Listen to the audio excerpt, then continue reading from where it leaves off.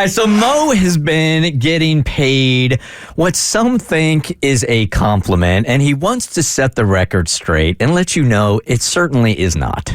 Yeah, this quote-unquote compliment really, really irritates me. And I've never said anything about it. It's something that I've been dealing with for like the last probably 5 years now.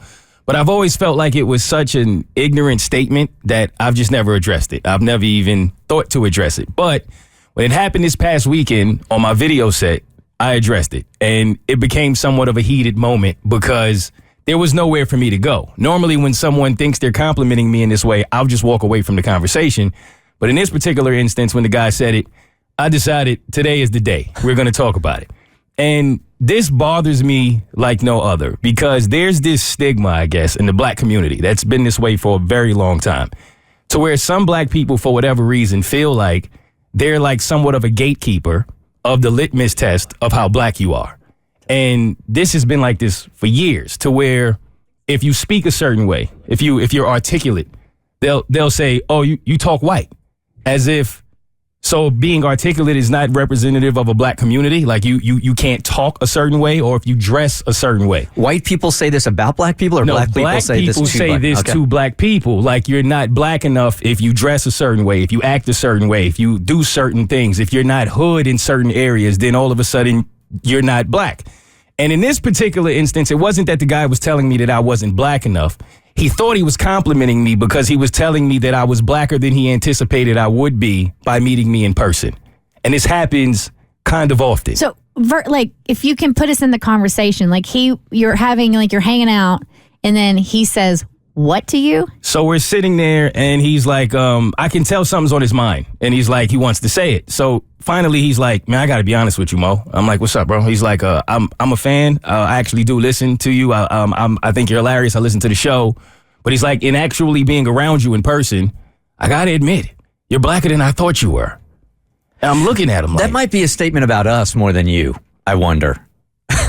Why? Because, well, even you said this when you came down for the interview. You said, do they even know that I'm black? Because it's a white cast, mostly. Right. But see, the thing is, that's my issue with, that's where this comes from. When people meet me, it's like, you assume that I'm going to be a certain kind of black guy because I'm on a white show. Gotcha. As if being on a white show takes away from my blackness somehow. Yeah. It's so ignorant, right? That when it happens, I ignore it. It's so insulting. So in this case, it was the first time I decided, like, oh no, let's dance. Like let's do this. So I looked at him and I was like, what exactly does that mean? So he's like, nah, I'm just saying, I guess I didn't expect you to be, and then he didn't know what to say. He's like searching for the word. I'm like, to be what? And he's like, nah, I feel like you're taking it the wrong way. And I'm like, no. No, I'm not. I'm taking it exactly how you giving it. What are you trying to say? Like, what kind of black guy did you expect me to be? Because what's the difference in being black? So he's like, nah, I don't think. No, I'm like, bro, I'm hearing exactly what you're saying. What you're saying is because I'm on a white show, you feel like it would make me less black. He's like, that's not exactly what I'm saying. But I get this so much that I know it's exactly what you're saying. But now that I'm addressing it with you, now you out of words because you realize how ignorant the statement really is. So I asked him, I said, let me ask you something. You think because I'm on the Bert Show, right? If I get pulled over somewhere in the world, you think I'm not black? You think they look in the car and go, oh no, that's the black guy from the Bert Show. He's all right.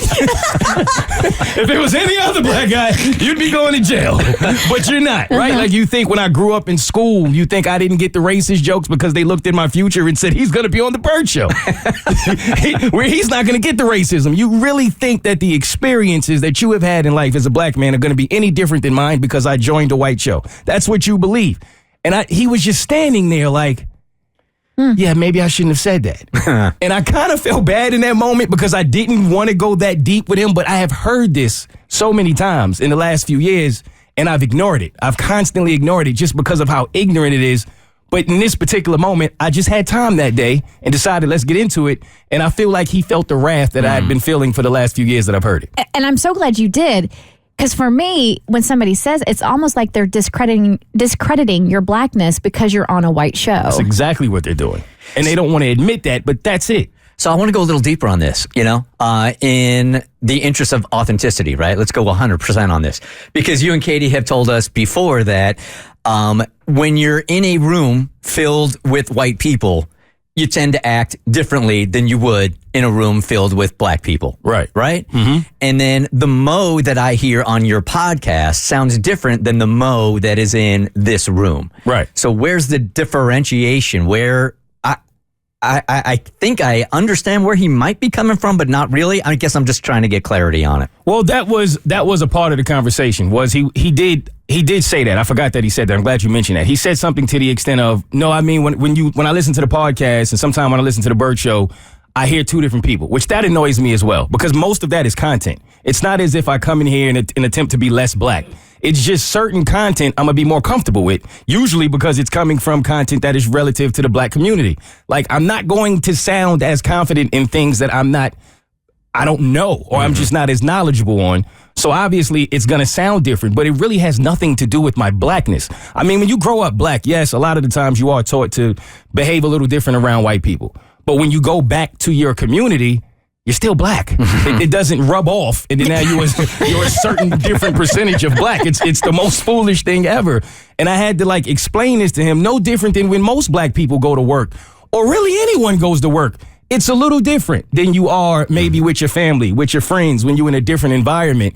But for some reason, black people have always felt like there was this imaginary litmus test of how black you are. And the moment you go to work, and if you're on a white show, then you can't be as black as me. And I just never got it. I don't know where it comes from. I even remember one time this guy asked me if I wanted to do a comedy show. And he said, but I don't know if you'd be comfortable doing it. And I said, why? And he said, well, it's like in an urban community. I'm like, what? Like, what are you even trying to say? You don't think I can be comfortable doing comedy for black people? I've done comedy for black people my entire life, bro. I grew up in black neighborhoods around black people, but his mind told him that because I decided to join the Bert Show, I couldn't do black comedy, or I couldn't do comedy. I couldn't be comfortable around black people. And I don't know where that mindset comes from. I guess it's the old quote unquote Oreo mindset. Well, they'll say you black on the outside, but white on the inside.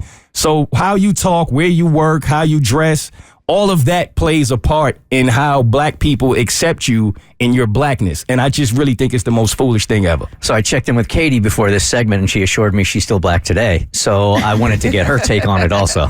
No, it's the exact same thing that Mo's saying. I've always been questioned when I tell people that I work for the Bert Show. It's like, what? You don't want to work with a black radio station? Like, it's common that black people will look at me differently, and like what Mo said, the Oreo mindset, I'm black on the outside but white on the inside type of thing. And it's not true. And same goes for the podcast. I know for me personally on the podcast, I'm more open, but with you all, I don't code switch like I used to when I first started working here. Facts, me either. Because now I'm comfortable. So now I don't feel like I had to put on my news anchor voice. Code switch is what it's called. All right. I hate that for both of you, though. Yeah, it's a thing, and it's not really all. It's not white people's fault, right? That's just something growing up. At least for me personally, it just was when you go in for a job interview, when you go around white people, you were always just taught to dial it back a little bit. Like, don't be too black. Don't keep it all the way real. Like, keep that inside. You gotta code switch. Is exactly what it is. And Katie's absolutely right. And yeah, if you go back and listen to me before, I code switched, but now I don't do it anymore. There's so much about this whole conversation that bothers me on a couple of different levels. Because what I really wanted with this show was to create, and in our industry, it's much more complex than that. Like, you have demographics for different shows. It doesn't matter if it's TV, doesn't matter if it's radio, it doesn't really matter if it's podcast, and we don't really admit it, but there are demographics that advertisers want, right? This show kind of mixes that up a little bit, so it's a little unorthodox to begin with. And this is what I've always wanted for this show, is to have diversity in it. So we're doing the best we can with the amount of staff we have. But the most depressing thing that I think I heard from this whole conversation here, as a guy that really would like to see better race relations in all areas, that black people questioning why you would want to be on a white show doesn't feel to me productive or doesn't make it real that we are really invested in just being people. You're right on that. And I think it's unfortunate that most of the time there are a lot of black people, and of course it's not all, but who see it as, one, I'd rather just stay away from white people. I don't want to be the person that actually goes into a white environment and actually tries to speak to the black struggle and educate upon the black struggle. They'll look at that person who does that as a token, as opposed to looking at them as somebody who's actually trying to be a trailblazer and trying to actually do something different. But for whatever reason, it's not always accepted that way. It's looked upon as like, you stay on your side of the fence, they stay over there, we keep our experiences separate, instead of looking at it like that person is brave for going into that environment and into that situation and trying to do something different. Well, hell, I want to say this also on white side, black side, Latino side also. If that's your attitude that we stay on one side and they stay, quote unquote, they stay on the other side, then you can't complain when things aren't equal and the relations aren't where you want them to be, because you're part of the problem. I completely agree. And that's something that we have to face. But it doesn't bother me as much as it used to. Like in the beginning, it would get inside my mind of like, damn, is this true? Am I doing the wrong thing? Am I not representing my culture right? But I'm at a place of being completely content and comfortable in my position. And I just felt like in that moment when he said that to me, it was time to dance. Mm-hmm. I had time that day. It's the Bert Show. The Bert Show. Like what you just watched? Well, you can get way more of the Bert Show on Apple, Spotify, Stitcher, or wherever you get your favorite podcast.